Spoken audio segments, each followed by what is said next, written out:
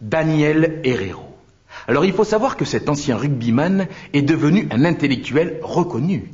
Il donne même des cours dans des écoles aussi prestigieuses que l'ENA ou Polytechnique. Mais c'est un as du management. Les plus grandes multinationales se l'arrachent. C'est étonnant quand même, non? On pourrait donc être rugbyman et doué de capacités intellectuelles. Et pourtant, quand on regarde un match à la télé et qu'après le coup de sifflet final, un joueur dégoulinant de sueur vient nous livrer son analyse de la partie, ça semble difficile à croire. On n'a pas fait un mauvais match, mais on est tombé sur une équipe solide. Alors bien sûr que les résultats nuls, c'est toujours décevant, mais je crois qu'on a simplement manqué de réussite, quoi.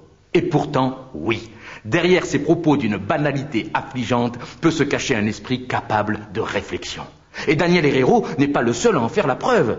Les frères Spanghero, chefs d'entreprise, numéro 1 du cassoulet, quoi. Serge Blanco, après l'effort, le réconfort, roi de la thalassothérapie. Jean-Pierre Rive, sculpteur hyper coté qui a eu l'intelligence, lui, de s'interdire l'autoportrait. Que des anciens amateurs reconvertis avec succès. Des amateurs, hein. Parce que j'ai l'impression que la reconversion réussie dans le sport professionnel, c'est moins fréquent.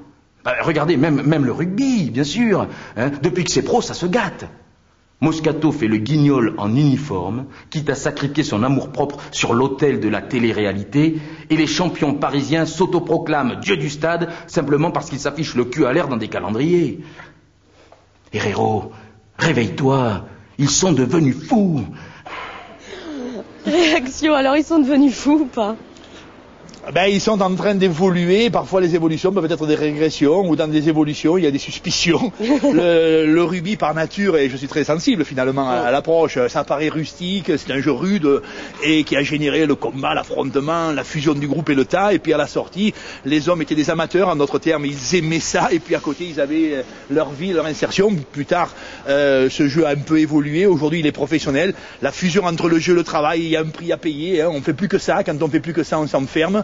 Les passions peuvent être des cimetières. Hein, mais je crois qu'il faut quand même avoir une tête bien faite pour arriver à un haut niveau comme vous et tous les joueurs dont on vient de parler.